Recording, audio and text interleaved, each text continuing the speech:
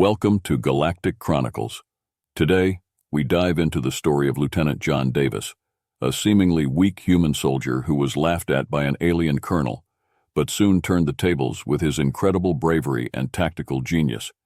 If you love tales of unexpected heroes and interstellar warfare, hit that like button and subscribe.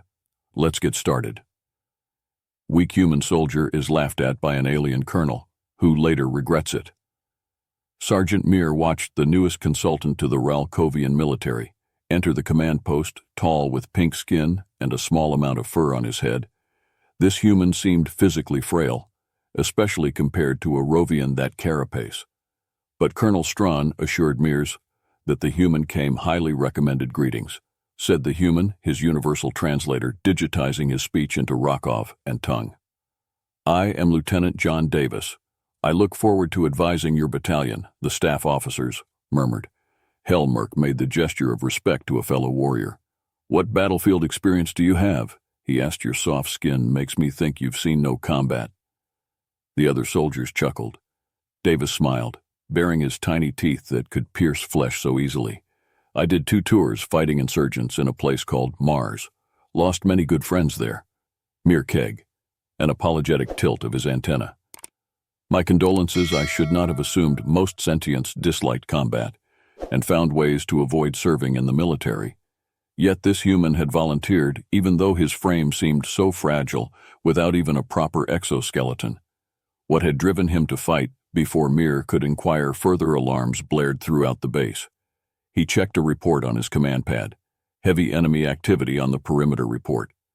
To your stations, the enemy must be testing their defenses in advance of a major offensive. Chaos reigned in the command post as soldiers rushed to monitors, and communications equipment maps materialized above the central holo table, showing a wave of red enemy contacts approaching the base. Lieutenant Davis stood calmly watching the displays. Merck opened a channel perimeter units report. The first response came from Sentry Tower 3, taking heavy fire, multiple breaches.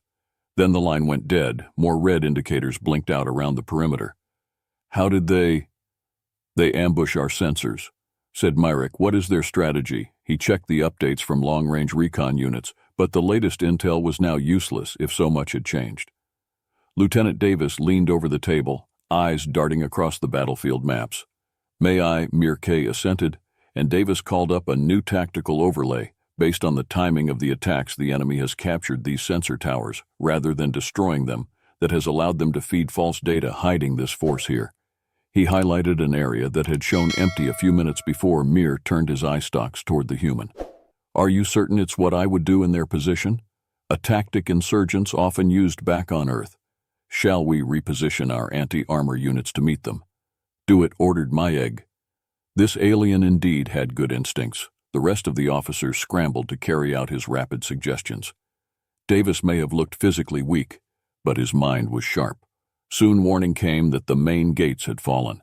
The last external cameras showed a horde of armored infantry swarming into the base, cruelty in their eyes at the slaughter. These were no conscripted soldiers merely following orders. They clearly enjoyed carnage. Soon the command center shields shuddered. Closed defensive positions were prepared in the halls. It became a waiting game. The enemy would have the advantage once they entered these confined spaces. Most of the soldiers went silent.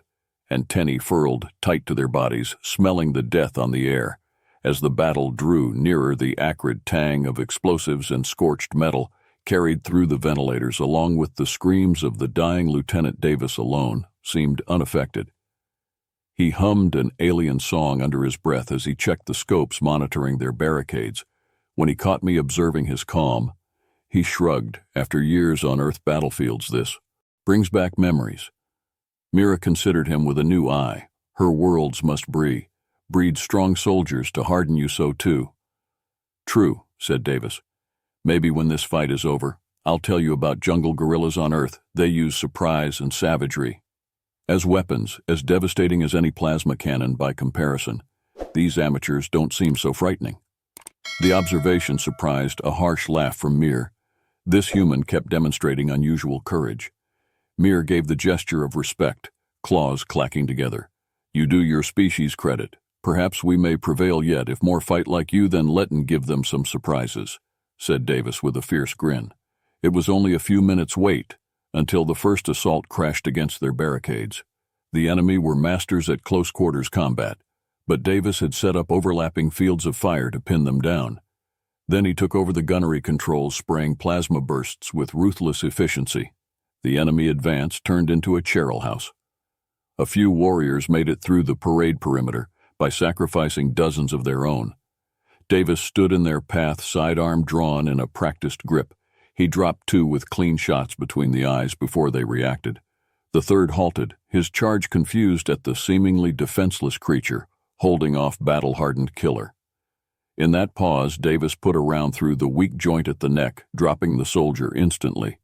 Seeing Davis stand firm gave the Rovian troops courage. For the homeworld, came the cry as they surged into counterattack. Enemy warriors fell back, their advantage of ferocity fading against this unified defense hope soared. A mere make it the possibility they might repel the attack after all. Just then explosions shook the command center breach. Came the call. Ventral corridor internal sensors showed figures moving, and doubtless a demolition team heading for critical systems. "I will delay them," said Davis, racking his pistol slide. "Get back up down here," drawing a compact Rovian combat knife. He rushed from the command center alone. Merc feared that without even body armor the human stood no chance, but there was no time to argue with the brave. If reckless warrior, the security feed showed Davis stalking down the corridor, hugging the walls. He paused just shy of an intersection, watching his motion scanner. When two hostiles came around the corner, he struck. Moving inhumanly quick, he buried the knife to its hilt in one's throat. As the choke enemy sagged, Davis snatched the plasma rifle and fired point-blank through the second soldier's faceplate. Both writhed on the floor, leaking vital fluids. Another squad approached down the perpendicular hall. Davis tossed a primed grenade to flush them out. Following its blast with streams of searing plasma, another trio fell, while the return fire missed the dodging human. Davis ejected the depleted heat sink, slapping in a fresh one before the next wave attacked. Such fluidity of motion spoke of decades surviving shootouts. Every alien was now fixated on the security feed. As Lieutenant Davis held the corridor on his own stage by stage, he fell back, stopping at each intersection to set ambushes that left more foes dead. His sustained rate of fire kept the demolition team trapped in an unfinished junction, pinned by ricochets until reinforcements arrived. When Mir's troops finally battled through to the human's position, they instead found 15 enemy corpses dripping down the passages. Davis leaned casually on a doorframe, grenades and ammo lined up for easy reach. He barely looked winded. "Took you boys long enough. I saved a couple live ones for questioning with slow menace." He slid a fresh clip into his pistol before grasping the knife again. Even the hardened rail, Kuvi and warriors gave him a wide berth together. They advanced down the smoldering halls, rooting out the remaining infiltrators. Davis seemed to know every ambush point, to check every blind spot someone could hide within. He grinned wild and wide whenever a new firefight erupted. His shots never missing any prisoners they took were only alive because Davis allowed it. His manner shifted from analytical to bloodthirsty. The closer he came to melee range 5, harrowing hours later, the all-clear sounded across the command center less than a third of their bases. Defenders remained able to walk, but their enemy had been shattered against the walls they anointed with blood. Blood. Mercy by skill and spirit. They had prevailed. Officers and troopers alike gathered around their savior, covered in sapphire stains, clothes charred by plasma fire. Lieutenant Davis let his men strip away weapons and gear. He rubbed sore limbs, more annoyed at pulled muscles than the bites of shrapnel across his skin when offered medical care. He waved the medics off. "Patch up your own first. I've endured far worse than these scratches." Someone brought cleansing water and nutrient rations. Davis gulped the meal eagerly, between recounting specific close-quarters fights for his fascinated audience, comparing spiritual tattoos and ritual scars with the alien warriors. He seemed fully a member of the pack. His manner swung wild between playful jokes and enthusiastic descriptions of violence, watching the frightening yet charismatic predator among them. Mir Eek could well believe this human truly was heed by battle, Able to match any Rovian proud, you have more than proven your skill and courage this day. Mirik finally said, truly, the Galactic Alliance's faith in your kind was not misplaced. Davis gave a grim smile. I'm just glad I could keep my new comrades alive. He raised a drink in salute. You fight well for amateurs, stick with me, and someday, you may even graduate to professionals. Their unit bonded closely that night, united by trauma and triumph, and rumors soon spread across Rovia and beyond of how one undersized alien, unarmored and undergunned, held off an invading force that should have rolled right over him. Instead, they broke against his uncanny battle insight, leaving only corpses behind. Now other commanders clamored for human advisors to join the endless interplanetary war, for they brought experience from even more brutal battlefields that Rovian were only beginning to comprehend. Mankind had tempered itself through endless conflict among its own fractious nations now united. At last, humans began unleashing their full combat potential across the stars.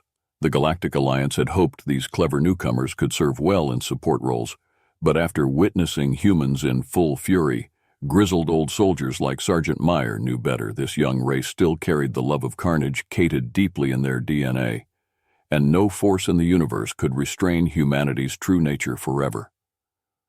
Lieutenant John Davis went from being ridiculed to becoming a hero among the Rovians, proving the true strength and resilience of humanity.